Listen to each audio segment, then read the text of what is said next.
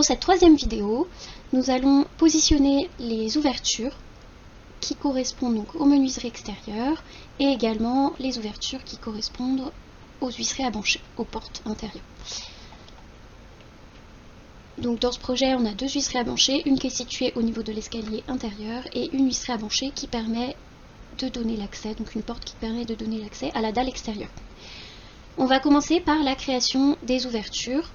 Donc, pour ce faire, on regarde la première ligne de cotation à l'extérieur. On y retrouve la position de l'ouverture qui a ici une largeur de 180 et une hauteur de 115. Donc ça, je vous l'avais expliqué, quand on a quelque chose fois quelque chose, le deuxième paramètre, c'est toujours la hauteur. Donc c'est valable aussi pour les poutres. Donc là, la hauteur est bien de 1,15 m. Donc on a affaire à une fenêtre et je vous donne dans les consignes les différentes hauteurs d'appui à mettre en œuvre. Donc pour une fenêtre, on prendra une hauteur d'appui de 1 m. Donc allez, c'est parti, on va venir créer les fenêtres. Donc vous allez dans l'onglet architecture, vous cliquez sur fenêtre ici, et on va venir créer un nouveau type de fenêtre. Donc vous vous mettez bien sur le type M fenêtre ouverture simple, et ensuite vous venez cliquer ici sur modifier le type pour créer la fenêtre de 180 par 115. On commence par dupliquer la fenêtre et on la renomme tout de suite en 180 x 115. Voilà. Et on vient modifier du coup la largeur. On va la passer à 180. La hauteur est de 115. Et on a dit on prendra une hauteur d'appui de 1 m. Voilà. Donc ici, normalement, si vous avez bien réglé la visibilité des murs en filaire ici, vous allez pouvoir positionner la fenêtre sur le mur. Et par transparence, on aperçoit, donc là je fais échappe, encore une deuxième fois, par transparence, on aperçoit la position de l'ouverture.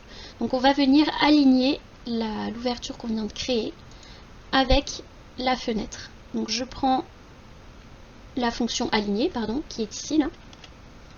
Et ensuite je sélectionne la ligne violette et je sélectionne l'arête qui correspond à la limite de l'ouverture et je viens aligner les deux éléments et verrouiller quand c'est bon. Donc voilà, j'ai créé une première fenêtre. Donc ce que je vous invite à faire, faites échappe pour sortir la fonction, je vous invite à positionner toutes les fenêtres et ensuite, une fois que vous avez positionné de façon approximative toutes les fenêtres, vous viendrez faire le réglage avec la fonction alignement. Donc là, je vais mettre toutes les fenêtres de 180 par 115. Là, j'en ai une ici.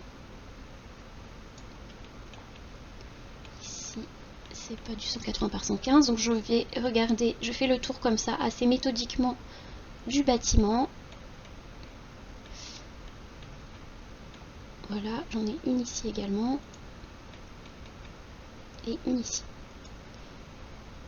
Une fois que j'ai terminé, vous allez le faire pour tous les types de fenêtres, vous venez réitérer la fonction aligner à chaque fois. Donc je clique sur la fenêtre, je prends la fonction aligner qui est située ici, je sélectionne l'arête violette, je sélectionne l'arête de l'ouverture que je viens de créer et je verrouille.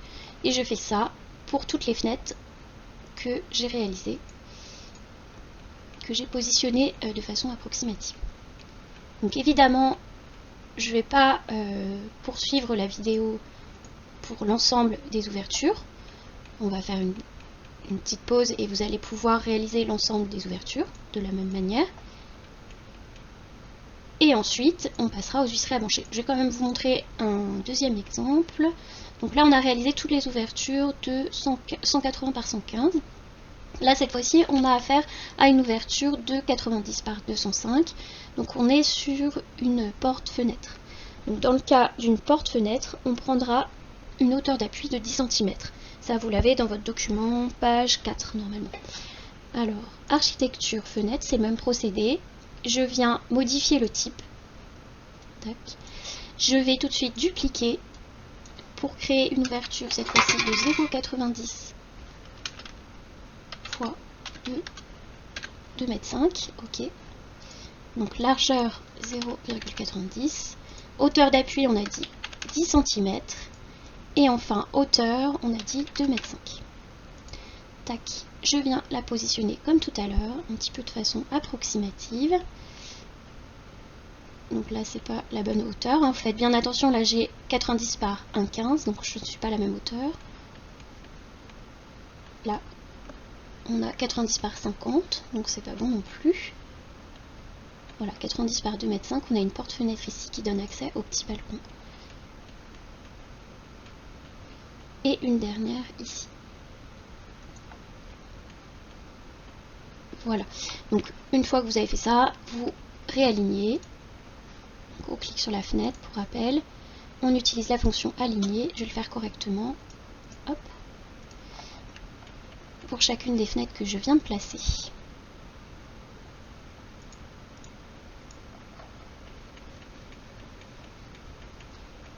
Et du coup la dernière qui est située en partie haute, voilà. Donc voilà, on va réitérer ce procédé pour l'ensemble des ouvertures. Ah, là j'ai positionné l'ensemble des ouvertures extérieures. Il me manque seulement ces deux ouvertures là. 90 par 50 et 90 par 50. Donc là, je ne vais pas avoir difficulté à créer l'ouverture aux bonnes dimensions. Donc je vais dupliquer comme tout à l'heure. 90 par 50, ok. Largeur 90 et hauteur 50. Cependant, pour la hauteur d'appui, je ne vous ai pas donné de consigne particulière et vous pouvez vous retrouver un petit peu bloqué pour déterminer la hauteur d'appui. Admettons, je mets ici 1 mètre, on viendra corriger ça ensuite. On va venir ensuite voir en vue 3D un petit peu ce que ça donne ou en plan de façade. Donc je positionne les deux fenêtres, j'utilise la fonction aligner pour qu'elles soient positionnées avec précision.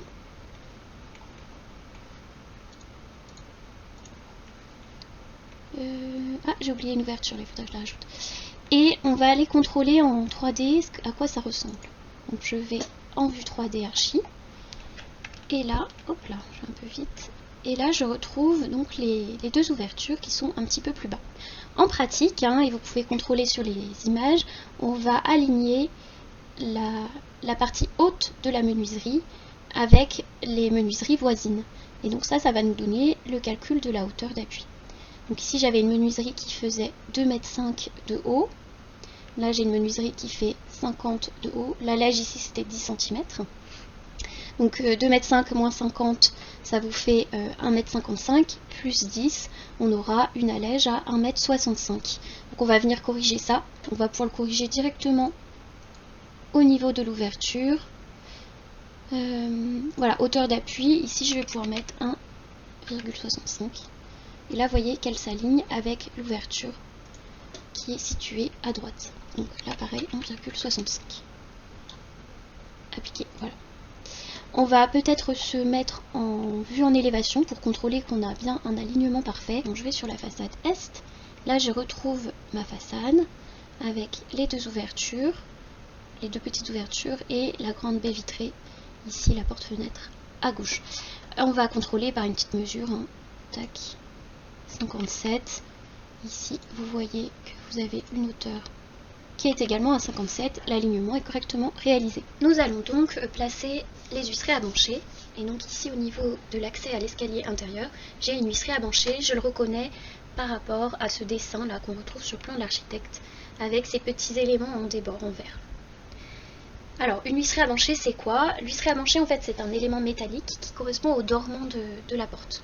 Donc c'est un élément métallique qui va être mis en œuvre dans la banche pour créer l'ouverture et qui va rester en place, qui va donc être noyé dans le béton. Donc cette huisserie à bancher, elle est fournie par le lot menuiserie et posée par le maçon. Voilà. Et ensuite le menuisier va venir placer correctement la porte sur le dormant. Donc ici on voit qu'on a affaire à une porte pleine de 83 cm de large au niveau du dormant. Donc on va venir créer cette huisserie à bancher. Donc je vais dans architecture ici, porte. Je viens choisir parmi les huisseries à bancher de type HB simple, celle qui aura pour largeur 83, donc celle-ci. Hauteur d'appui, je règle la hauteur d'appui à 0, comme ce qui est préconisé dans votre document de consigne. Je viens ensuite placer, alors je vais la décaler volontairement, l'huisserie à bancher. Vous voyez que j'ai pas tout à fait le même dessin huisserie à bancher sous Revit et sous le dessin architectural. Et du coup, je vais devoir me concentrer sur l'alignement de ces deux éléments, puisqu'en effet, pour le maçon, pour qu'il puisse positionner correctement l'huître branchée, il va falloir que ces deux éléments soient centrés au niveau de leur axe. Et d'ailleurs, sur le plan de coffrage, on viendra indiquer la cotation de l'axe de l'huître branchée et non la cotation du dessin de l'huître branchée qui pourrait changer par rapport au modèle choisi par le menuisier. Donc c'est l'axe qui va être le plus important. Donc pour ce faire, ce qu'on va être amené à faire, c'est qu'on va se rapprocher ici, positionner un petit peu proprement l'huître branchée et répartir l'espace que je vais avoir là entre mon huître branchée Revit et le petit débord vert, de façon à avoir un espacement identique de part et d'autre. Donc là je fais à la souris, je ne suis pas très précise, donc je vais venir positionner à l'aide du clavier et on va contrôler par une mesure cet espacement pour vérifier. Voilà, là j'ai 7,5 mm de ce côté là et ici à l'œil on a un petit peu plus, 7,5, non on est bon. Donc là on a positionné correctement notre huître branchée, elle est bien centrée. Par contre attention, le sens d'ouverture n'est pas le bon. Et ça c'est important également aussi sur le plan de coffrage, il faut que le sens d'ouverture soit correctement visible et positionné. Donc pour changer, vous avez des petites flèches ici. Donc nous on va juste changer comme ça. Et donc le maçon va pouvoir positionner correctement l'huître dans la branche pour qu'elle soit bien conforme au plan archi. Et ensuite le menuisier pourra poser la porte.